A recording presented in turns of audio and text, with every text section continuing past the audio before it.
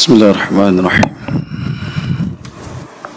قال النبي صلى الله عليه وآله وبركاته والسلام. سلام قبل الكلام. السلام عليكم ورحمة الله وبركاته. الحمد لله رب العالمين، والصلاة والسلام على أشرف الأنبياء والمرسلين وإمام المتقين وعلى آله وأهل بيته وصحبه أجمعين. أشهد ونشهد أن لا إله إلا الله وحده لا شريك له، وأشهد ونشهد أن محمدا عبده ورسوله لا نبي بعده. إن الحمد لله نحمده ونستعينه ونستغفره، ومن شرور أنفسنا ومن سيئات أعمالنا من يهده الله فلا مضل له، ومن يضلل فلا هادي له. سبحانك لا علم لنا إلا ما علمتنا إنك أنت العليم الحكيم، وتب علينا يا مولانا إنك أنت التواب الرحيم. اللهم إنا نسألك فهم النبيين وحرز المرسلين وإلهام الملائكة المقربين. اللهم أغننا بالعلم وزينا بالحلم وأكرمنا بالتقوى وجملنا بالعافية. نويت التعلم بالتعليم وتذكر بالتذكير ونفع والانتفاع والإفادة والاستفادة والحث على التمسك بكتاب الله وسنة رسوله ودعاء إلى الهدى ودلالة على الخير ابتغاء وجه الله وقربه ومرضاته وثوابه لله تعالى. اللهم لعن الكفرة والمبتدع واليهود والمشركين والمنافقين الذين يصدون عن سبيلك ويكذبون رسولك ويقاتلون أولياءك. اللهم اشدد وطأتك عليهم واجعل عليهم رجزك وعذابك. اللهم خلف بين كلماتهم، اللهم بدد شملهم، اللهم فرق جمعهم، اللهم زلزل أقدامهم وانزل عليهم بأسك الذي لا ترده عن القوم المجرمين. اللهم صل الإسلام والمسلمين والمؤمنين والمجاهدين والمستضعفين في غزة. اللهم صل الإسلام والمسلمين والمؤمنين والمجاهدين والمستضعفين في فلسطين وفي كل مكان. اللهم انصر أمة سيدنا محمد. اللهم ارحم أمة سيدنا محمد. اللهم فرج عن أمة سيدنا محمد. اللهم سلمنا وعافنا والمسلمين وقنا وإياهم من شر مصائب الدنيا والدين. اللهم إنا نسألك رضاك والجنة ونعوذ بك من سخطك والنار. رضينا بالله ربا وبالإسلام دينا وبمحمد صلى الله عليه وآله وبركاته وسلم نبيا ورسولا. حسبنا الله ونعم الوكيل ونعم المولى ونعم النصير ولا حول ولا قوة إلا بالله العلي العظيم. لا إله إلا أنت سبحانك إنا كنا من الظالمين. قال الله تعالى في الكتاب العزيز بعد أعوذ بالله من الشيطان الرجيم. رب اشرح لي صدري ويسر لي أمري واحلل عقدة من لساني يفقهوا قولي. رب اجعلني مقيم الصلاة ومن ذريتي ربنا وتقبل دعاء. أما بعد.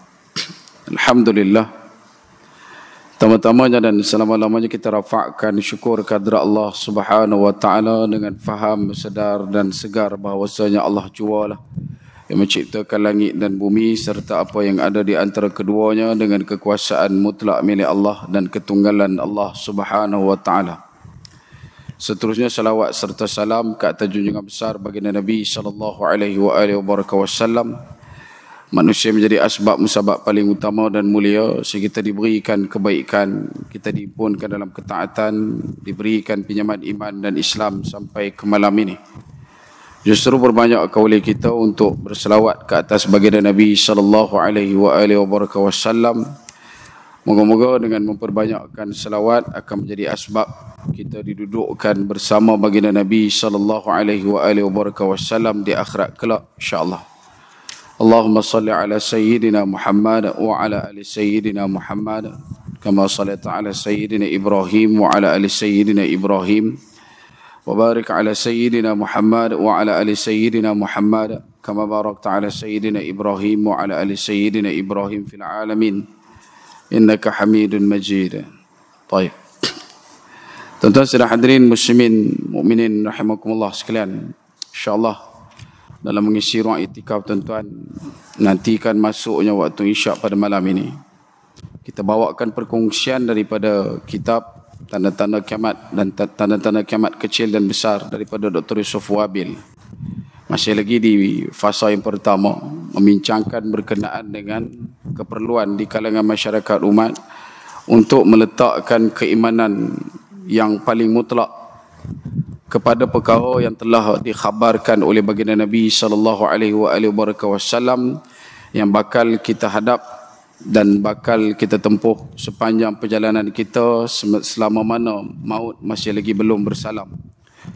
Dalam waktu yang sama juga, antara keinginan dan juga tujuan niat kita, berusahalah untuk senantiasa mendoakan kepada saudara kita di Palestin, yang mana pada sampai ke saat ini masih lagi diberikan ujian yang begitu getir. Bahkan 4 hari yang disisakan sebelum ini adalah apa yang telah pun kita sebutkan berulang kali, betapa Yahudi adalah satu kelompok yang pastinya tidak akan duduk dalam keadaan tenang tenteram, membiarkan kebaikan dan keindahan Islam disebarluaskan di semesta alam.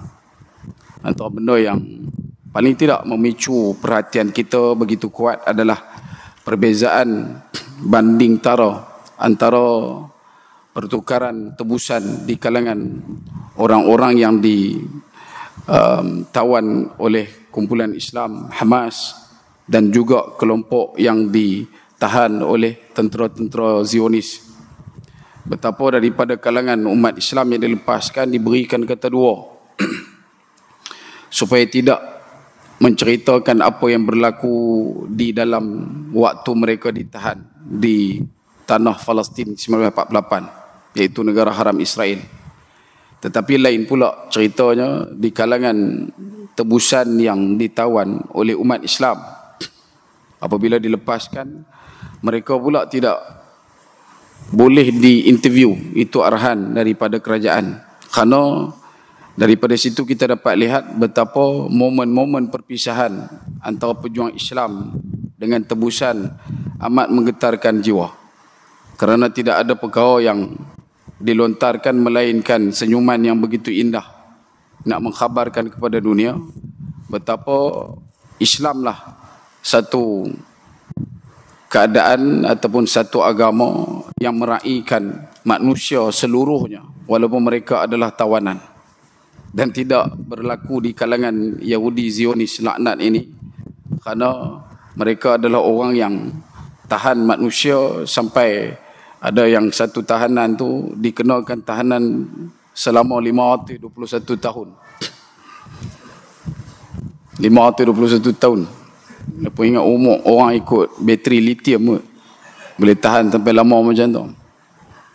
Tapi dalam waktu yang sama juga kita pun insya-Allah dalam ke depan kita akan berikan rangkuman yang lebih besar kerana situasi ini bukan hanya berlaku di Palestin, tetapi berlaku di banyak negara Islam yang dulunya digelar sebagai wilayah autonomi, tetapi kini sudah pun diragut, dirampas oleh kerajaan-kerajaan tertentu seperti mana East Turkistan di China, kelompok Uyghur yang ditahan di satu kamp tahanan, internment camp, 1.8 juta diajak balik untuk menjadi warga negara China yang ada integriti dan wibawa mengikut telunjuk constitution perlembagaan negara tersebut. Begitu jugalah Rais Umar Faruq yang hidup di Kashmir dikenakan tahanan rumah selama 212 kali Jumaat. Dia tidak boleh menunaikan solat Jumaat sebanyak 212. Kita 4 kali tak pergi pun dah hinggut pegang. Hak ni 212 kali dah dikenakan tahanan, tak boleh untuk solat Jumaat, tidak dibenarkan berkhutbah, tidak dibenarkan untuk mengadakan halaqah, dan dia dikenakan tahanan rumah. Ini berlaku di Kashmir. Sebab itu Allah Ta'ala telah memberikan kepada kita satu galasan faham, iaitu antara kelompok yang akan asyad, yang dahsyat, yang tegas, yang keras dengan kamu adalah Yahudi dan juga wa asyraku, iaitu golongan musyrik. Dua kelompok ni adalah kelompok yang memang amat-amat ganas dan juga tidak berperi kemanusiaan bila berdepan dengan umat Islam. Dua kelompok ni. Baik itu bila sebut berkenaan dengan tanda-tanda yang direkodkan daripada kitab Dr. Yusuf Wabil, dia memberikan satu apa yang kita sebutkan sebagai dia bila kita masuk isu buat Palestin ni, dia jadi bius sebab kita akan jadi kebah dekat situ lama. Walaupun tajuk dia kita dah masuk dah mukadimah pada dua tajuk di awal fasa kitab tersebut, tapi bila dah mai masuk kat sini kita dah kena skip untuk banyak benda. Kalau ikut, ada banyak juga perkara yang perlu untuk kita lontar suarkan kepada tuan-tuan. Antaranya yang ditimbulkan dalam beberapa waktu belakangan terdekat ini, iaitu berkenaan dengan Huru-Hara 2024. Saya ulang kenyataan saya berkenaan dengan kredibiliti, kemampuan wujudnya segala macam bentuk kehancuran menjelang 2024. Yang pertama, bila mana kita tengok daripada rangkuman tanda-tanda kiamat kecil yang disusun atur oleh Dr. Yusuf Wabil, dinamakan yang pertama adalah terutusnya baginda Nabi SAW, yang juga memberikan satu tandaan kepada kita mula daripada start Nabi SAW lahir dan Nabi SAW kemudian diangkat kenabian, sudah pun bermula fasa akhir zaman. Dan kita bukan duduk di ambang, kita bukan duduk di tebing, kita bukan duduk di tobiak akhir zaman, kita bukan duduk di rebin, tapi kita dah memang duduk dalam kawah akhir zaman. Sebab itu selalu kita sebutkan betapa seluruh gagasan bala bencana, musibah, malapetaka yang pernah Allah Ta'ala hidangkan kepada seluruh umat manusia yang hidup di zaman dan di syariat para nabi sebelum Nabi Muhammad sallallahu alaihi wasallam, dalam zaman kita ni kita akan nampak satu demi satu. Dia akan dia akan dikompilasikan masuk. Dia bukan kata episod-episod dah, tak. Dia ulang balik semua, dia empak dalam akhir zaman ni. Sebab tu kita sebut, kalau nak cari benda-benda yang berlaku di zaman Nabi Adam, paling tidak pun isu berkenaan pembunuhan adik-beradik, ada tak zaman lah? Ada. Dia berkeli pasal batu panggan, berkeli pasal hisap batu, antara dua tu lah. Bunuh. Nak cari orang zaman Nabi Nuh menempelak kepandaian dan juga kemampuan ilmu orang lain, ada. Bila mana sebut berkenaan dengan penghinaan yang amat merisaukan dan membimbangkan, ada. Kelompok yang menipu dalam timbangan, yakni perniagaan, ada. Buat kerja ataupun timbulkan insiden yang merisaukan masyarakat, tetapi rupanya ia adalah konten dalam marketing pun ada. Dan kaedah-kaedah yang sama juga digunakan oleh Qarun, mempertontonkan segala kekayaan. Qarun dah buat lama lah. Jadi kalau takat law ni duk bubuh dalam media sosial, duk tayang kata beli kereta dan sebagainya, beritahu dekat dia Qarun buat lama lah. Zaman tak ada Facebook lagi, follower dia pun lagi ramai pada hang. Sampai Allah Ta'ala rakamkan bagaimana kelompok manusia di zaman itu, zikir mereka adalah alangkah indahnya kalau aku kaya macam Qarun. Perkataan-perkataan orang yang menjadikan kekayaan sebagai sembahan, ada.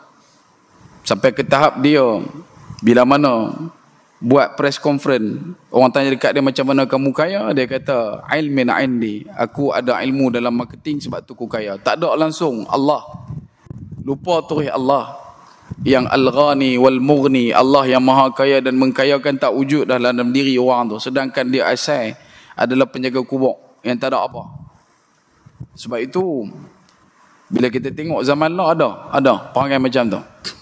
Ada juga yang duduk dalam keadaan tergelincir dalam lecah lencun fitnah kuasa, seperti mana Firaun kalau ikut dalam apa yang disebutkan Ibnu Kathir, yang hidup sezaman dengan Nabi Musa, ada banyak keturunan.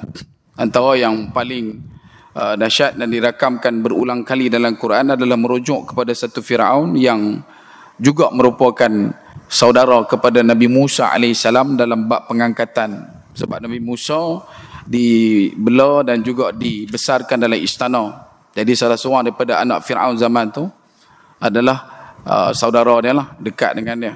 Jadi dalam perjalanan, bila mana dia dengar, dia duduk di tempat yang jauh, tiba-tiba dapat satu berita, kata bapak dia meninggal, Fir'aun meninggal, bapak yang jaga Nabi Musa meninggal. Maka dia pun balik. Bila balik, dia jumpa dengan Ramses kedua tu lah, anak dia tu. Dan Ramses kedua pada waktu tu ada masalah, dia punya masalah, dia suka mengaku kata dia Tuhan. Jadi Nabi Musa pergi jumpa dengan dia, sembang adik abang. Jadi lagu mana? Pak dah meninggal tiba-tiba mengaku Tuhan ni. Tak boleh ni. Hang kena insaf dik. Nah, jangan duk buat dah dik. Itu memang kalimah qaulan layyina. Dan bila mana dah tegur, dia insaf sat. Lepas tu jadi balik. Bila dia jadi balik, macam-macam benda berlaku. Katak, ayam tukar jadi darah dan sebagainya. Kemudian dia panggil balik Musa. Bang, siapa ni jadi lagu ni? Pasal hang lah mangkak. Dia mengaku Tuhan. Siapa? Tarik balik. Dia tarik balik. Sebab tu kalau tengok balik dalam sequel itu, ada wujud istilah berkenaan dengan Yahudi ni. Yahudi ni, bila mana mereka selepas daripada zaman Nabi Daud alaihissalam, mereka duduk di kawasan Mesir sampai mereka melakukan satu upacara pembaiatan untuk menjadi bahasa kita hamba lah. Tapi kalau tengok dalam skripture tu dia sebut menjadi sahabat sehidup semati. Maksud dia, kalau keturunan Qibti perlukan apa-apa, Yahudi inilah yang akan bangkit dan membantu mereka. Berketurunan turun legasi demi legasi sampailah kepada keturunan yang kekinian, yang terbaru. Maka benda tu dah berubah daripada kawan baik menjadi hamba suruhan. Dan bila sebut kata hamba suruhan, Yahudi ini nak mengeluarkan diri, nak melarikan diri daripada cengkaman kerajaan Mesir pada waktu itu. Tak boleh sebab mereka terikat dengan pembaiatan tersebut. Dan bila mana berlakunya peristiwa antara Nabi Musa dan juga saudara yang kita sebutkan di awal tadi, iaitu Fir'aun, sehingga ke tahap bila dinasihatkan kepada Fir'aun, Ramses kedua ni dia jadi melugai ataupun dia jadi muak sampai ke tahap dia kata berambut hebah, bebas, hampa bebas, ikut suka hampa nak pergi mana. Dan perkataan itulah yang diikutkan oleh orang Yahudi untuk turut sama meninggalkan Mesir. Sehinggalah pada bab pengejaran Fir'aun ke atas Nabi Musa dan juga Fir'aun pada waktu tu. Dan mereka pun sampailah ke Palestin, duduk dalam keadaan membina kehidupan di sana dan berserakan seluruh jazirah. Maka dekat situ wujudlah apa yang disebutkan sebagai Yahudi Mizrahi, iaitu Yahudi yang duduk dekat Jazirah Arab. Kemudian pi pula dekat belah Sepanyol ada Yahudi Sephardi. Last yang kita ketemukan rancak bincang berkenaan bab ini adalah ketika mana jatuhlah Andalus. Kemudian di Ashkenazi di kawasan Eropah, berdiaspora mereka di sana selepas daripada dihalau oleh kerajaan Rom pada waktu penaklukan semula oleh kerajaan Rom pada waktu itu, yang tak benarkan Yahudi untuk masuk ke dalam Baitul Maqdis yang dipergelar sebagai Alia Capitolina itu. Maka duduklah Yahudi di kawasan sebelah Eropah, berkembang, tersebar penuh di kawasan tersebut dan digelar sebagai Yahudi Ashkenazi. Ada satu Yahudi lagi yang termuat dalam hadis Nabi SAW, iaitulah Yahudi Tailasah. Dan mereka ini antara yang disebutkan oleh ulama, iaitu Yahudi yang paling lama akan kekal, tidak digugat dan diganggu oleh mana-mana ketuanan ataupun kekuasaan dunia. Kerana apa? Kerana Nabi telah pun tandakan betapa nanti di akhir zaman, di waktu dekat dengan kiamat, bahwasanya Dajjal akan muncul daripada Asfahan atau Asbahan, daripada tanah Khurasan, dan diikuti oleh 70,000 orang bala tentera daripada kelompok Yahudi yang memakai Tailasah, yang merujuk bahawasanya mereka adalah Yahudi Tailasi ataupun Yahudi Tailasan. Dan golongan inilah yang duduk di satu kawasan di sekitar Asfahan, Iran, dan mereka ini dah pun berasimilasi ataupun dah pun bercampur dengan agama Majusi, dan dia punya sifat Yahudi itu tak apa nak menonjol macam mana Yahudi yang kita nampak di di Palestin ataupun di kawasan sekitar Baitul Maqdis itu. Tapi mereka masih lagi pakai kain itu bila mana mereka nak melakukan ibadat. Dan semua ini kita ketahui dengan mapan kerana datangnya daripada sumber yang paling besar, iaitulah baginda Nabi SAW. Dan kemudian wafatnya Nabi SAW juga termuat pada bab tanda kiamat yang telah pun disusun oleh Dr. Yusuf Wabil, iaitu tanda kiamat kecil. Yang pertama, bila perbahasan berkenaan wafatnya Nabi SAW bermaksud dan memberikan tandaan betapa seluruh keperluan kita sebagai umat Islam untuk hidup sebagai seorang hamba Allah yang baik, hamba Allah yang bertakwa, hamba Allah yang beriman, sudah pun selesai perkiraannya. Kerana benda tu dah dapat di zaman Nabi dan Nabi telah sampaikan keseluruhan pada sifat yang dimiliki oleh Nabi, iaitulah siddiq, amanah, tabligh, fatanah. Dan yang ni juga yang kita sebut, bila sebut kata benda datang pada Nabi semua benar, maka semua ini yang disebutkan tentang dekatnya kiamat, tanda-tanda besar kecil, itu semua adalah benda yang betul dan pasti berlaku. Dan dia bukan profesis, dia bukan ramalan. Seperti mana perkataan yang dilempar tunjukkan oleh kelompok orientalis, mereka selalu menggunakan perkataan profesis, iaitu ramalan Nabi. Nabi tidak meramal, bahkan Nabi meletakkan takrifan dusta ke atas siapa-siapa yang suka meramal. Sama jugalah. Bila mai kata tahun depan, mereka abang kata akan ada jadi solar storm. Ini pun satu benda agak. Antara benda yang duk trending beberapa minggu lepas adalah perbincangan hebat dan panas tentang solar storm. Dia beritahu dah nanti akan mai satu ketika berkaitan dengan ribut matahari. Dia akan jadi flare yang besar, yang mana bahang dan haba dia akan terkesamping sampai ke kawasan bumi.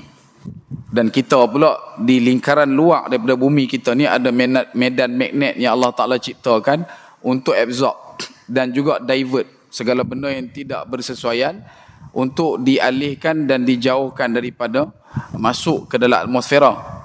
Adalah dia punya term benda tu, kita bukannya reti sangat. Cuma tertarik untuk kita sebutkan di sini, bila ada orang yang terus menatijahkan solar storm ni nanti bila berlaku, bumi ini akan bergelap selama 17 hari. Kita kata bukan 17 hari, boleh pi 4 bulan. Sebab ada negara yang tidak mendapat matahari bila berlakunya midnight sun di kawasan hemisfera utara. Bila mana titik gelap bumi ini berputar pada paksi yang tertentu dan hanya permukaan tertentu saja yang kena matahari. Dan bila mana dia dah duduk dalam kedudukan orbit tertentu, barulah dia akan kena balik dekat semua tempat. Ada. Cuma bila dia main habaq 17 hari tak ada matahari, nanti habislah pokok tak keluar oksigen, merepek. Dia mula risau, dia bagi risau. Sebab tu bila sebut berkenaan dengan akhir zaman, titik paling utama adalah kita kena usaha untuk tarhib wala targhib. Macam mana kita mengaku orang beriman, orang yang meletakkan keindahan ataupun perolehan daripada salat itu membawa kepada la khaufun alaihim wa lahum yahzanun. Tiba-tiba kita pula bagi orang jadi duduk dalam keadaan khauf, duduk dalam keadaan huzn. Kita tahu solat ni mencegah kita daripada takut dan juga sedih. Tapi kita pula duk cerita ke orang, bagi orang takut, bagi orang sedih. Kalau takut sehingga menyebabkan dia mengalirkan air mata untuk minta atas segala dosa dan maksiat diampunkan oleh Allah, okey. Minta untuk kita rasa sedar diri, untuk kita rasa beban maksiat kita buat, ya, benda tu bagus. Tapi kalau sampai ke tahap tak bercampur dengan masyarakat terus ni, masuk pergi kedai beli Maggi sampai 4 kotak. Bukan kata 4 pack, 4 kotak. Tanya pasal apa nak prepping. Pasal nanti mai satu waktu kita tak ada makanan. Duduk pula dalam keadaan beli dah tu hak yang oksigen tu, tong oksigen kecil-kecil tu. Beda untuk bernapas esok 17 hari tak ada matahari, pokok tak menjalankan proses fotosintesis. Jadi oksigen akan kurang, so kita kena ada standby. Daripada beli tu pi ambil hak Petronas lah. Ada 14 kilo kan, tapi mahal lah sikit. Sampai ke tahap tak boleh nak letakkan relevanisasi dalam hidup dah. Dan kemudian digelakkan pula oleh kelompok-kelompok yang tertentu yang memang duk tunggu point nak tibai. Kata mereka ni duk buat teruk sungguh. Ahli astronomi, ahli falak dah pun kaji dan tengok kedudukan. Ya betul, akan berlaku. Paling tidak pun kesannya mungkin akan sama macam mana berlaku di zaman tahun 1859. Bila mana semua akses barang-barang dan juga bahan elektronik akan berlaku short circuit dekat situ, dia akan terbakar. 1859 ada mesin apa ya? Ada mesin telegraf terbakar zaman tu. Kemudian sekali lagi katanya berlaku tahun 72. Juga memberi kesan dan juga kerosakan yang sama. Dia ada kesan kepada penggunaan bahan elektronik. Dan dinyatakan juga dalam perkiraan kelompok tertentu ini bila masuk tahun 2024 akan berlaku kerosakan tersebut. Telekomunikasi akan down. Kita nak berhubung akan ada kesan. Kemudian begitu juga dengan bahan barang elektronik, gadget dan sebagainya juga akan berlaku kerosakan. Benda tu akan berlaku yang dinyatakanlah dalam kajian mereka. Tetapi asasnya tetap sama, iaitu tidaklah sampai ke tahap bumi ini siang dan malam bergelap. Bila mai siang adalah matahari. Beza bandingnya mungkin haba panasnya sedikit terasa. Yang macam kita duk lalu lah selama-selama ni. Mungkin juga akan lebih sikit. Kalau kata yang dah berlaku dalam 5 tahun belakangan sebelum daripada COVID di Australia, bila mana mereka duduk di kawasan sedikit ke selatan, matahari sedikit banyak terdedah kepada mereka, sampai ke tahap boleh bawa daging masukkan dalam kereta untuk jadikan kereta itu sebagai microwave. Bawa daging mentah bubuh dalam kereta, pergi kerja, tengah hari keluar boleh makan dah daging tu. Pasal matahari terlampau panas. Pen kalau tinggal dalam kereta lebok, dia tak jadi pen lah. Dia jadi penguin setengah, cayak. Kalau kata barang-barang yang mudah rosak tak ditinggalkan di luar. Sebab masa tu matahari dia punya kesan terlalu panas. Ya pernah lalu. Cuma ni sampai ke tahap duk beritahu pula dia akan terus dengan kebuluran dan sebagainya. Saya suka untuk sebutkan di sini, jangan mudah untuk simplify. Banyak benda berkenaan hari-hari ataupun situasi insiden berkaitan dengan hari kiamat. Sebab tu bila sebut kata benda Nabi sebut, benda benar. Atau benda yang berlaku pada umat Islam hari ini juga adalah benar. Kita duk kata kita sedih dan kesian kepada saudara kita di Palestin. Di tempat kita patutnya lebih sedih. Kenapa? Sebab tak perlu untuk hantar bom, tak perlu untuk hantar peluru, cuma perlu untuk hantar alat-alat muzik saja. Berpuluh ribu orang menerap untuk menunjukkan betapa mereka juga mesti dan boleh untuk meninggalkan apa yang disebutkan sebagai solidariti kepada iman. Kemudian disebutkan juga oleh Dr. Yusuf Wabil, antara kisah yang kita sempat juga CP hari itu, penaklukan Baitul Maqdis akan berlaku. Cuma kedudukannya, neracanya agak sedikit berbeza. Kerana bila penaklukan Baitul Maqdis ini berlaku, yang pertama kita kena ingat, Palestin akan kembali kepada pemilikan umat Islam 100%. Dan di dalamnya juga adalah Kristian dan sebagainya. Tetapi pentadbiran, pemerintahan, takluk kuasa jatuh pada umat Islam. Dan kemudian yang lebih menghiburkan, yang lebih menggembirakan kita, iaitu kepulangan nama Syam akan digunakan. Kerana ditandakan dalam setiap hadis Nabi SAW betapa tanah yang diberkati itu adalah Syam. Cuma waktunya kita belum tahu. Berkemungkinan dalam masa terdekat, insya-Allah, biiznillah, dalam masa terdekat. Tetapi gerak kerja ke arah itu sedang dicanai oleh para pejuang kita di sana. Sama ada kita bersedia untuk menghadapi situasi itu ataupun belum, itu terserah. Tetapi bila mana sudah pun ditaklukkan Baitul Maqdis, ketahuilah wahai saudaraku, akan berlaku situasi dan peristiwa yang berbeza di dua tanah haram, iaitu Masjidil Nabi dan juga Masjidil Haram. Akan ada beza. Tentu akan nampak nuansa keindahan pentadbiran itu berada pada planet yang tak sama. Kita akan nampak kebaikan, kemegahan pusat ribat di Asqalan dan sebagainya. bagaimana umat Islam bertungkus lumus untuk mengembalikan Syam pada waktu itu, tidak ada lagi yang disebutkan situasi yang diusahakan oleh Israel untuk mendapatkan 6 buah negara seperti mana yang disimbolkan dalam bendera mereka.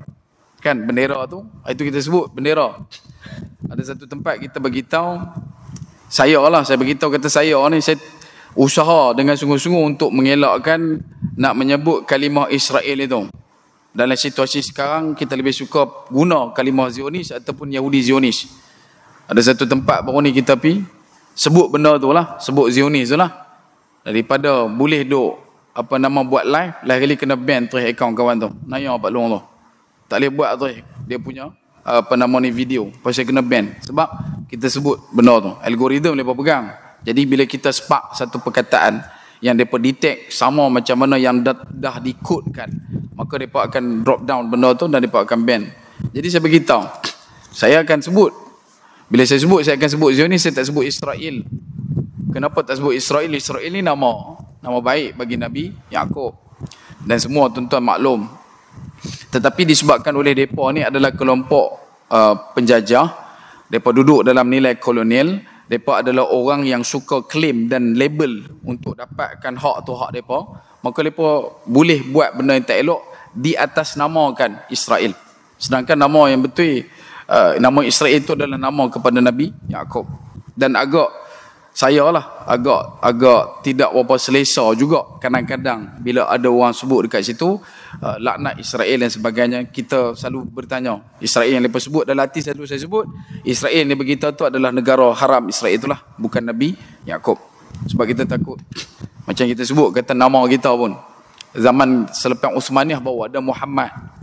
Kalau tuan-tuan tengok zaman Nabi, nama Muhammad tak wujud di kalangan para sahabat. Adalah, tetapi tidaklah begitu leluasa. Di zaman tabi'in, zaman tabi'in juga tidak mudah untuk kita berjumpa dengan nama Muhammad. Melainkan kata ulama, antara yang disebutkan oleh Syekh Ali Jumaah adalah di zaman Uthmaniyah barulah wujud nama Muhammad itu digunakan dengan begitu sebar luas di kalangan masyarakat, baik pimpinan di kalangan bangsawan, begitu juga dengan masyarakat yang melata sebagai jelata. Dan semua itu Muhammad kita pakai. Kenapa? Di zaman Nabi SAW, zaman sahabat, zaman tabi'in, tak ramai guna nama Muhammad kerana mereka risau. Kerana Muhammad yang kita ada ni bukan Muhammad seperti Muhammad Rasulullah. Muhammad Rasulullah itu maksum. Tidak ada la ya'saunallah, tidak bermaksiat kepada Allah Subhanahu wa taala, tidak ada maksiat, tidak ada dosa. Tetapi kita yang memegang mikul nama Muhammad ini pastinya akan terdedah pada pelakuan dosa. Takut nanti Muhammad nama tu kita kemudian diherdik, dimarah oleh ibu-ibu dan sebagainya, maka dicelakakan Muhammad tu bukan Muhammad kita. Takut pergi ke sana. Sebab tu ada ulama yang begitu strictness, dia strict, dia tegas dekat situ untuk tak guna nama Muhammad tu. Tapi ala kulli hal kita nak bubuh silakanlah, sebab berbalik pada hadis Nabi sebut bubuh nama anak ni humida au ubida. Bila ditanya nama baik untuk nama anak, nama apa nak bubuh, maka Nabi sebut bubuhlah nama anak kamu yang ada humida au ubida, iaitu Ahmad, Muhammad, Mahmud, Mahmad ataupun ubida. Ada dekat situ Abdul, ada dekat situ Ubaid, ada dekat situ Abd, yang mana merujuk kepada nama tersebut. Baik.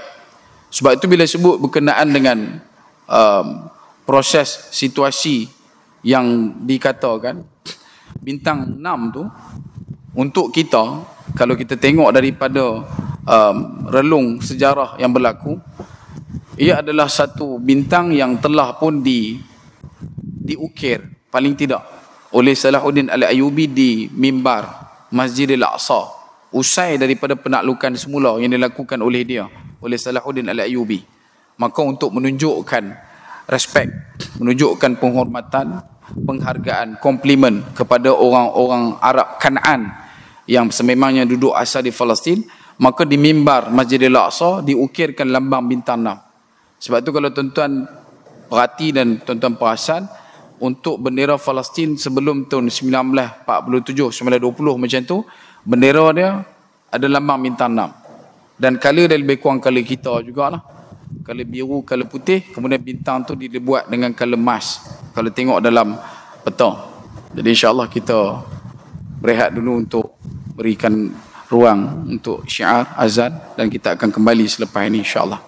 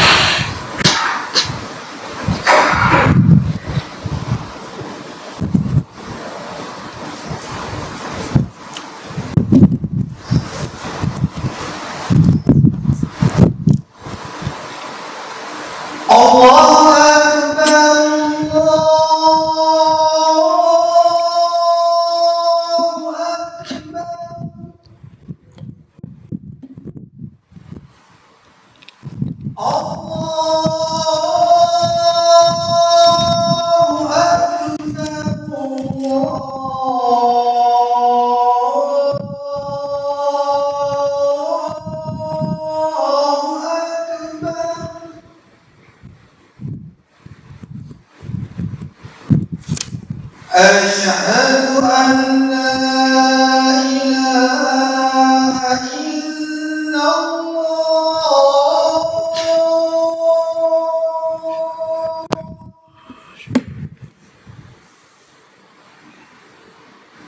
أشهد أن لا إله إلا الله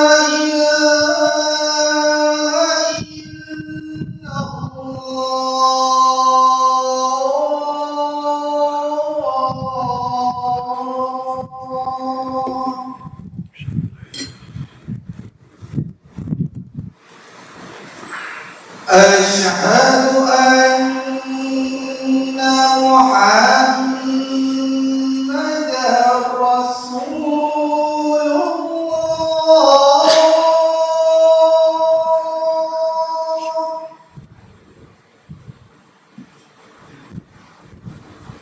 أشهد أن محمدا رسول الله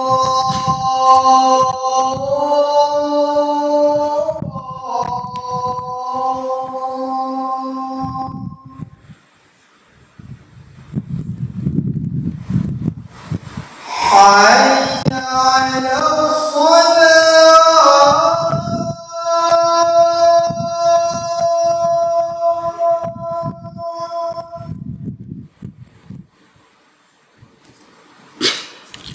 حي على الصلاة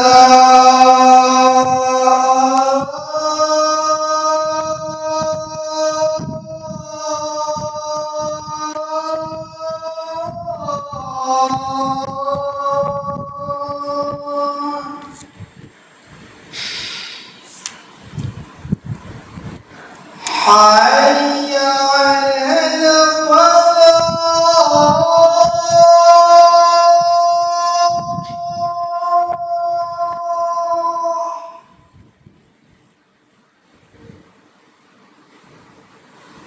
حي على الفلاح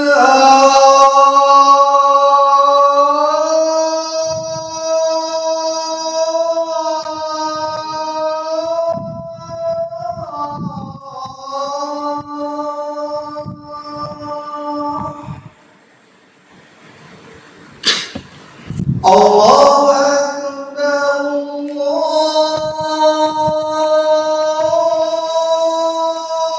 أكبر لا إله إلا الله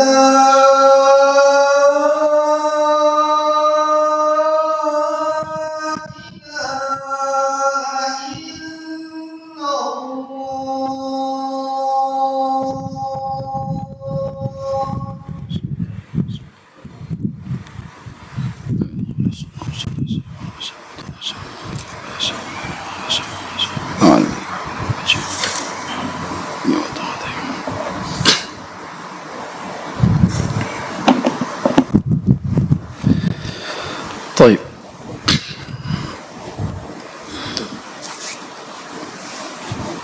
tuan-tuan dan hadirin muslimin mukminin rahimakumullah sekalian, saya mohon untuk direnjakkan waktu solat isyak untuk saya habiskan tajuk pada malam ni, insya-Allah. Baik. Dan sebab tu bila kita tengok pada lambang bintang 6 yang asal pada rangkuman perjalanan sejarah Palestin, ia adalah berkisar tentang nilai itulah bangsa Arab Kanaan. Dan Arab Kanaan ni memang dikenal dan digelar dengan adanya simbol lambang bintang 6 tu. Dan kita tengok benda ni prospek daripada jalur Islam. Kalau tuan-tuan nak tengok daripada jalur Kristian dan sebagainya, tuan akan jumpa pula nanti Star of David dan sebagainya. Yang tu panjang lagi lah. Kemudian begitu juga bila kita buka itu berkenaan dengan Khairuddin Barbarossa, Admiral Armada Tentera Laut Sultan Uthmaniyah, Kesultanan Uthmaniyah. Dia juga menggunakan lambang bintang 6 untuk diletakkan sebagai panji liwak yang diikat pada tiang layar setiap bahtera yang dimiliki oleh kerajaan Islam Uthmaniyah. Benda ni wujud bila? Sebelum daripada perjanjian Theodore Herz yang kata Jewish State tu 1865. Benda ni lama. Cuma bila mai dekat mereka klip benda tu. Ada satu peristiwa bila ditanyakan kepada Theodore, apakah bendera yang nak digunakan sebagai bukti ataupun sebagai pemersatu pembinaan negara Israel Raya itu, maka dia secara spontan dia lukis bintang 6 dan kemudian dia buat 2 garis di atas dan di bawah. Jadi 2 garis di atas di bawah tu merujuk kepada sungai Nil di Mesir, dan satu lagi adalah sungai Furat yang berada di sebahagian daripada Iraq.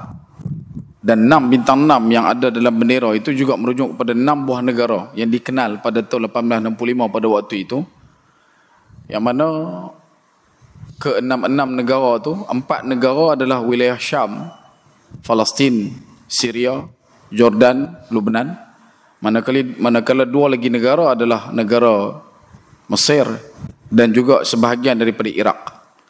Dan kalau kita gali lagi, kita akan jumpa betapa kelompok Yahudi ni mereka nak grab lebih banyak lagi negara lain, termasuklah sampai ke kawasan utara Saudi. Dia punya luas dia tu menginjak sampai ke Algeria, masuk ke belah Afrika. Dia bukan takat nak ambil yang kata Palestin dah. 6 bintang tu merujuk pada 6 buah negara yang kita faham lah ni ada. Sebab tu saya beritahu awal tadi bergembira betapa nanti bila Palestin sudah pun ditaklukkan kembali oleh umat Islam, maka terus akan dipanggil selepas daripada itu dalam beberapa masa yang ditentukan dengan panggilan Syam. Dan pada waktu itu tidak ada lagi dah yang kata 4 buah negara, yang kata Jordan, Lebanon dan sebagainya, cuma dikenal sebagai negara tu wujud, tetapi keseluruhannya itu berada di bawah Syam yang diberkati. Dan sebab itu bila kita tengok berkenaan dengan situasi hari ini, antara benda yang sempat kita letakkan juga adalah isu berkenaan dengan terusan Ben Gurion. Kalau tak silap saya sebut, sini saya sebut tau, Ben Gurion Canal yang mereka dah pun buat sejak daripada 2 Jun 2021. Mereka dah bom untuk buat laluan, nak buat terusan tu. Kenapa mereka bom? Sebab bajet construction lebih mahal daripada bajet ketenteraan. Jadi kalau lepaskan bom, mereka boleh sik banyak. Tak hidup panggil Hitachi, Tado, Sakai, tak hidup main. Mereka tibai dengan bom. Dan mereka dah pun buat 164 km. Yang mana panjang Ben Gurion Canal ni masih lagi berbaki, sebab keseluruhan panjang kanal tersebut adalah 293 km. Dan sebab tu mereka usahakan untuk letakkan pula penghujungnya di kawasan utara Gaza. Kenapa? Sebab dia akan ada satu lagi link kepada antaranya syarikat yang kita sebutkan itu syarikat Infosys, yang dimiliki pemiliknya antaranya adalah isteri kepada Rishi Sunak,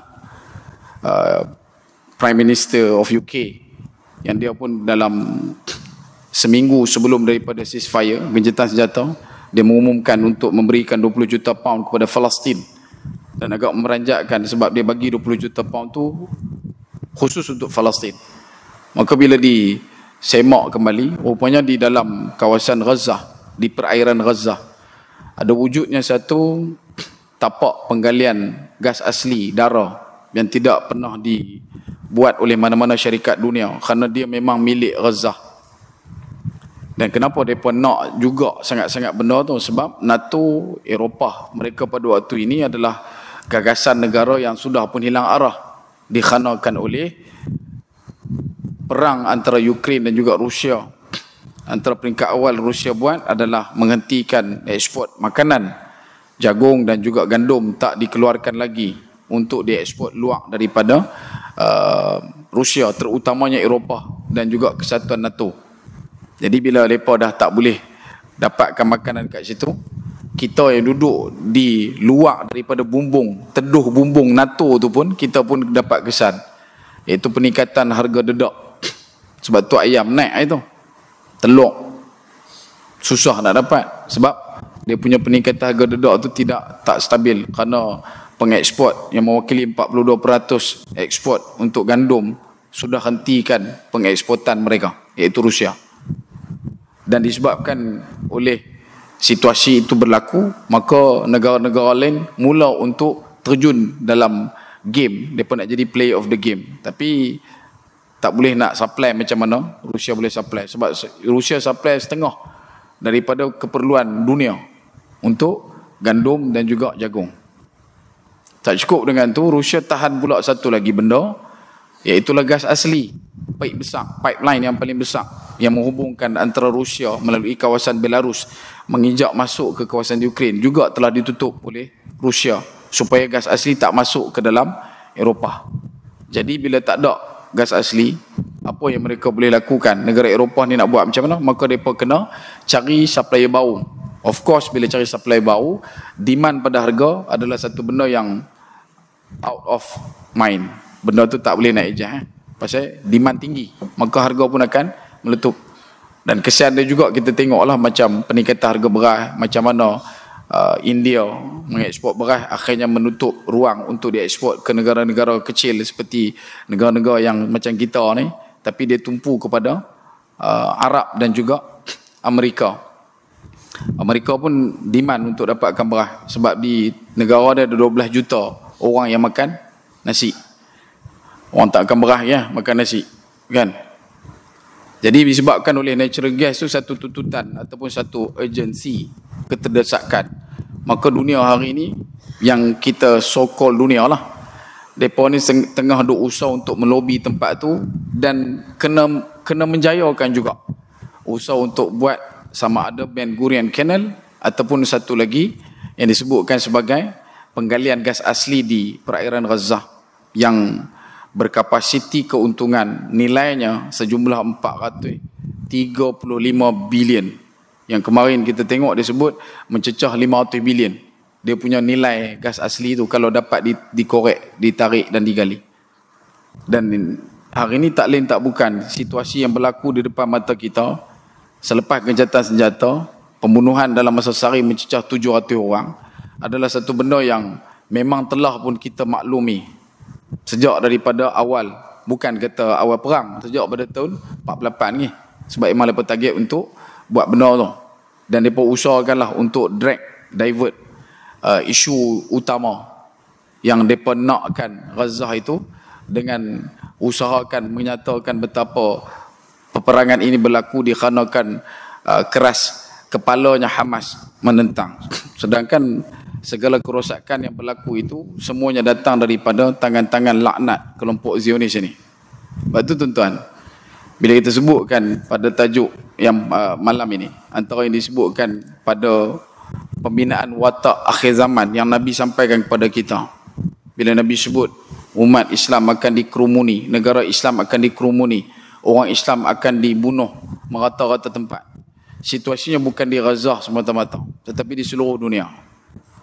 Bahkan dia akan pergi sampai ke tahap timbul nanti satu masa yang kita akan jumpa cuma dua kelompok, iaitu kelompok iman dan kelompok kufur. Tak ada dah hipokrit, tak ada dah golongan munafik, tak ada dah golongan yang neutral, tak ada dah golongan natural, tak ada.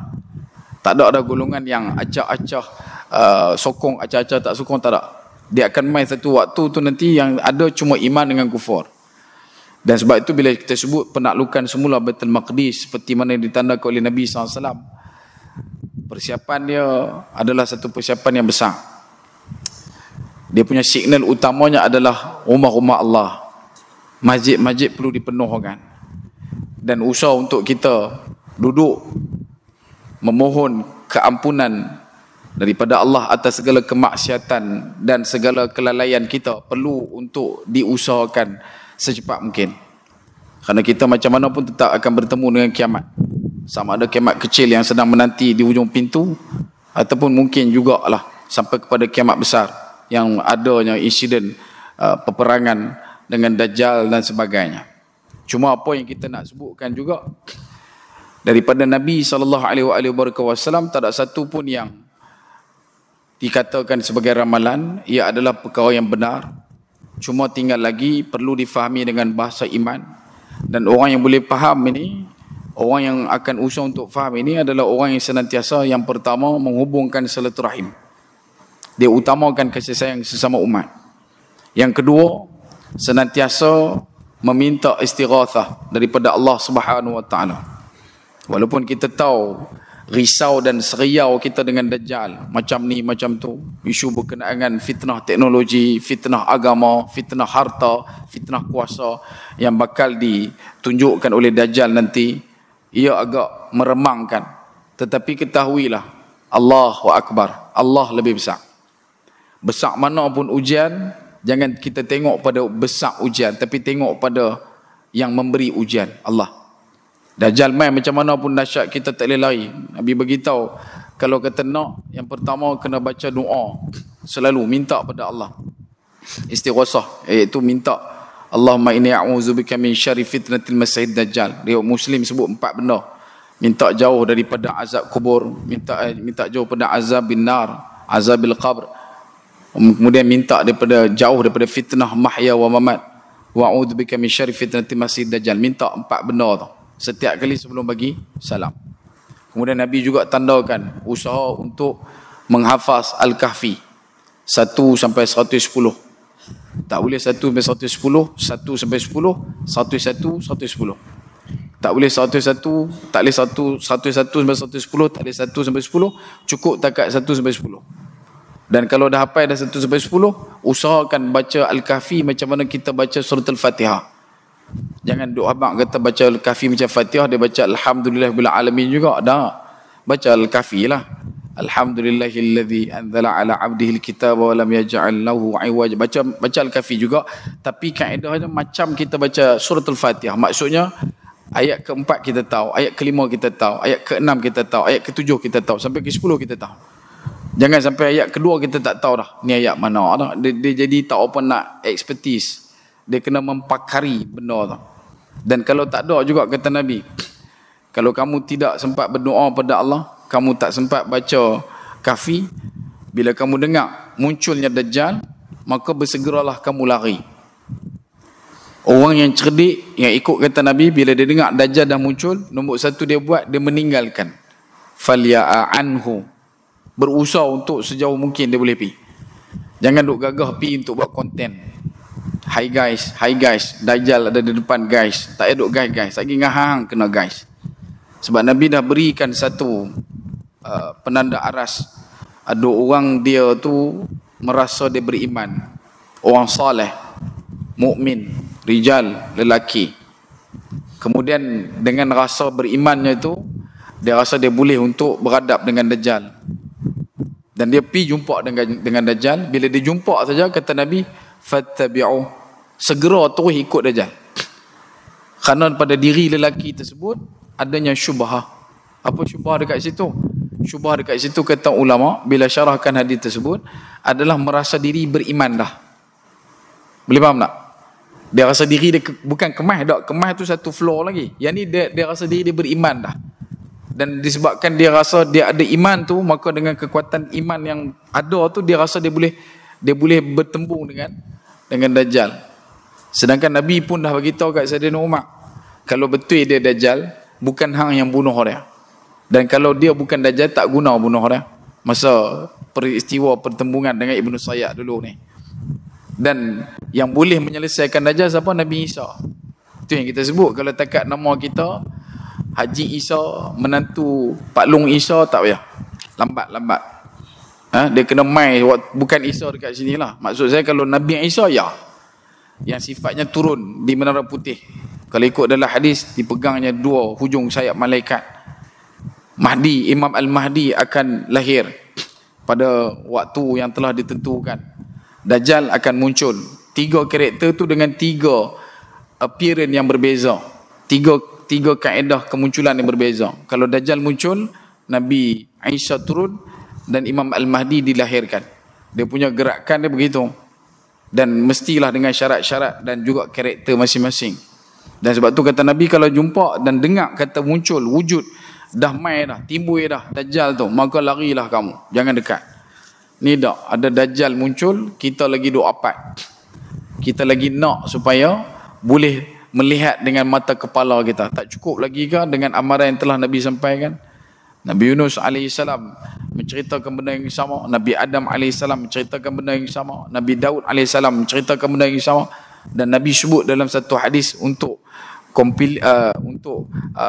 kesimpulan, khulasah, conclusion yang Nabi kata, tidak ada Nabi pun sebelum aku yang tak cerita pasal Dajjal, melainkan semuanya akan cerita untuk berwaspada dengan Dajjal.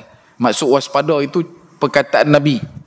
Dan Nabi sendiri beritahu kalau Nabi masih hidup di waktu Dajjal muncul, Nabi lah yang akan pergi, bukan kita.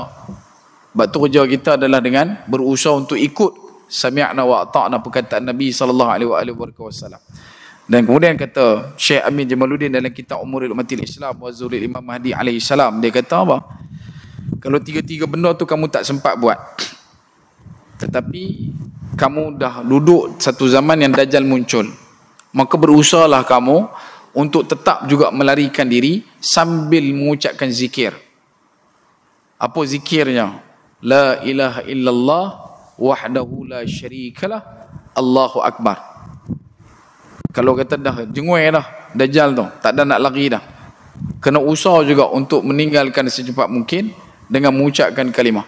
Dalam ruangan yang lain disebutkan, kalau yang ketiga, kalau kita boleh sempat untuk pergi ke duduk di Mekah Madinah, duduk Mekah Madinah, sebab Dajjal tak boleh masuk Mekah Madinah. Kalau tiga benda tu tak boleh buat, baca kafi pun tak boleh ingat, minta tolong dengan Allah SWT, minta bantuan daripada Allah untuk elakkan daripada fitnah Dajjal pun tak buat, kita tak sempat pindah duduk di Mekah Madinah. Maka yang ketiga ni, sambil usaha melarikan diri sambil ucap kalimah la ilaha illallah wahdahu la syarikalah Allahu Akbar. Ada sebagian ulama pendapat sebut kalimah tasbih, tahmid, tahlil dan takbir, subhanallah walhamdulillah la ilaha illallah Allahu Akbar, sepanjang waktu ketika Dajjal muncul. Kerana pada waktu itu digaris pandukan pada perkataan Nabi, bila Dajjal muncul, kedudukan dia akan bawa makanan dan minuman. Makanan bagi orang beriman adalah zikir. Jadi sebab itulah orang yang kekal untuk melakukan zikir, terus dia akan mendapat kebaikan dan dilindungi daripada fitnah Dajjal dan Dajjal itu sendiri. Kata Imam Syafi'i yang lain disebutkan juga memperbanyakkan selawat ke atas Nabi SAW. Salah satu benda, kalau ikut Syekh Amin boleh dia letak 4. Kalau ikut dalam Imam Syafi'i pada bab syarah berkenaan dengan hadis akhir zaman, berkenaan dengan Dajjal paling khusus, dia tambah satu, iaitu memperbanyakkan selawat ke atas baginda Nabi SAW. Sebab tu dalam ruang yang terakhir ini kita kena tengok banyak benda. Sebab tu kita sebutkan juga untuk isu Palestin dan juga banyak-banyak negara dia ada FTM, follow the money. Sebab tu kita tengok gharqat moden banyak. Gharqat moden ni banyak, yang mana Yahudi berselindung balik mereka senyap apa haram tak sebut. Bahkan mereka lah yang mendanai, membiayai, dan mereka lah juga yang menyalurkan segala bentuk penghargaan, memberikan segala bentuk sanjungan, dokongan, sokongan kepada Israel Yahudi ini untuk mereka terus menyembelih umat Islam. Dan pada hari ini, setakat hari ini saja, seramai 850 keturunan sudah pun ditiadakan di Gaza. 850 keturunan, tuan-tuan. Dia bukan orang, keturunan. Daripada tok wan, bapa, anak, cucu, cicit. Mereka boleh bom satu tempat tu. Sebab lah ni keluarga yang ada di Gaza yang masih berlindung, mereka duduk satu keluarga, satu keturunan. Dan bila mana dibom satu tempat tu, mati satu keturunan. Punya anak abang kata mereka ni memang genocide. Sebab bila mana dah jatuh satu kes meletup tempat tu, 2 orang cicit Pak Long ni hidup, berjaya diselamatkan. Bila dah diselamatkan, dibawa ke tempat lain untuk diletakkan di kawasan perlindungan yang lain. Tali barut bagi tahu keturunan dia ni 2 orang tu pergi ke sana. Maka Yahudi Zionis akan bom pula tempat tu. Cicit 2 orang ni, umur 5 tahun 3 tahun ni, mereka tinggal 2 orang lah keturunan tu. Maka bila awak pergi tempat baru, kena bom, selamat lagi 2 budak ni. Namun pergi tempat ketiga, kena bom juga dan syahid. Maka habis satu keturunan. Dan itulah yang dibuat selama ni. Setakat petang tadi kita tengok ada satu sumber yang menyatakan sudah habis 850 keturunan di Gaza, yang tidak ada lagi cucu cicit, adik beradik, abang, adik, sepupu, semua tak ada lah. Dia cari semua bagi rapat, anak. Dan sebab itu selepas daripada ni, dia akan main benda yang lebih dahsyat. Lebih dahsyat tak apa tuan-tuan, dia akan main lebih dekat. Dekat tu macam mana? Dekat kita ni. Macam mana kita nak cari jalan usaha untuk mendekatkan diri pada Allah. Ingat, semakin kuat magnet iman kita dengan Allah, maka semakin kuat tarikan ujian. Semakin kita mendekat daripada Allah, kita meninggalkan maksiat, kita cari jalan untuk menuju kepada Allah, maka selama itulah perjalanan kita akan diberikan gugatan segala macam berat dugaan ujian. Dan kita akan rasa, apa ni aku tak pernah kenal macam ni pun sebelum ni. Pasal apa kita jadi lagu tu? Sebab Allah Ta'ala nak tengok dekat kita, betul ke hang kata beriman ni. Dan lepas pada ni dia akan jadi lebih dahsyat tuan-tuan. Bersedia. Bersedia bukanlah bersedia untuk menonton segala kerakusan, kedahsyatan dan juga kebangangan Zionis, dah. Bersedia untuk kita mendekatkan diri pada Allah SWT. Pastinya nanti berita gembira akan memenuhi segenap ruang kehidupan kita, iaitulah dengan kita berbalik pada asas utama, Islam pasti akan menang. Apa pun mereka buat, macam mana pun tetap Islam akan menang. Hak tu je. Jangan pernah rasa down, jangan pernah rasa takut, jangan pernah rasa tak puas hati. Sebab kata Nabi SAW, setidaknya man qala la ilaha illallah dakhalal jannah. Siapa-siapa yang ucap kalimah la ilaha illallah, dia akan masuk ke dalam syurga. Ada banyak lah, kalau kata kisah di Palestin ni terlalu banyak syarat. Bulan ni, bulan lepas kita tak boleh nak pi. Bukan bulan lepas, bulan 10, bulan 11, masuk bulan 12 ni. Kan? Kalau kita tengok balik, ada beritahu berkenaan dengan boikot, akan ada orang mula kacau. Duk boikot pula, berhentilah. Awak pun tak boikot China, lepas duk tahan umat Islam di Uyghur. Boleh kita nak boikot made in China? Separuh daripada rakyat Malaysia banyak guna barang made in China. Tak apalah, buat pelan-pelan. Jangan duk pulun nak benda yang kita tak boleh nak buat. Pasal pun nak agah pi dekat Julai, sedangkan di dahan bawah kita tak pernah nak agah. Kita buat je sikit lah. Jangan duk kalut dengan kemampuan orang lain. Tengok pada kredibiliti dan wibawa kita. Begitu juga dengan apa nama bang-bang India dan sebagainya. Itu dah boikot sat. Lepas tu sambung balik kan. Yang pertama pula lepas letak harga murah tiba tu. Boikot apa boikot itu? Janji murah. Itu kita. Tapi itulah nak abang nanti Mai yang akan datang, kita akan perlu untuk merancakkan lagi nilai keimanan kepada Allah Subhanahu Wa Taala. Moga-moga Allah Taala bagi dekat kita basirah, boleh nampak apa yang sepatutnya, dan Allah Taala tutup apa yang tidak sepatutnya. Dan dalam waktu yang sama teruskan berdakwah, cerita berkenaan dengan Palestin, tentang Palestin kepada anak-anak kita, pada keluarga kita. Moga-moga dengan sedikit penyampaian itu kita boleh untuk menitikkan dalam hati anak-anak kita, Al-Aqsa adalah salah satu daripada tanah suci umat Islam yang perlu untuk dipertahankan. Dan pada waktu ini Al-Aqsa sedang dipertahankan oleh saudara kita di Palestin. Yang tu saja. Okey. Jadi untuk malam ni kita berhenti dekat tu dulu. Perkongsian berkenaan dengan rangkuman 4 yang utama. Tajuk tanda kiamat kecil yang bakal berlaku. Dan sekali lagi saya ulangkan, kita dah duduk di akhir zaman dan bukan di ambang. Kita dah memang duduk dalam tu dah. Maka bersedia, all out, kena jalan. Jangan lagi bertangguh untuk melakukan taubat. Usaha untuk ingat pada permohonan keampunan pada Allah SWT atas segala maksiat. Kadang-kadang kita berkeluh kesah atas setiap doa kita. Doa kunut nazilah, doa minta bantuan, minta yang tu, minta yang, tapi siapa tak dimakbulkan dengan kadar segera.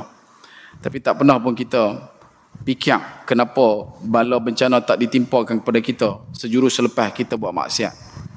Masa kita doa kita nak cepat benda tu, tapi masa kita buat maksiat, pasal apa kita minta kalau boleh janganlah, kalau boleh janganlah. Pasal apa jangan? Sebab tu kena ada rasa khauf dan juga rajak. Minta ada dalam hati kita ni satu rasa takut dan juga berharap pada Allah Subhanahu Wa Taala. Jadi moga-moga dekat tu dulu perkongsian. Mohon maaf masa tuan-tuan, terima kasih atas perhatian. Kalau ada kebaikan, mohon tolong saya lebarkan. Kalau ada keburukan, mohon tolong jauhkan. Dan akhir kalam, sekecil-kecil ikan pasti ada isinya, sebesar-besar ikan pasti ada tulangnya. Aku liqauli hadha, astaghfirullahal adzim wa lakum wa lisa'ilil muslimina wal muslimat wal mu'minina wal mu'minat fastaghfiruh fa yafudhal mustaghfirin. Assalamualaikum warahmatullahi wabarakatuh. Wallahu taala a'lam.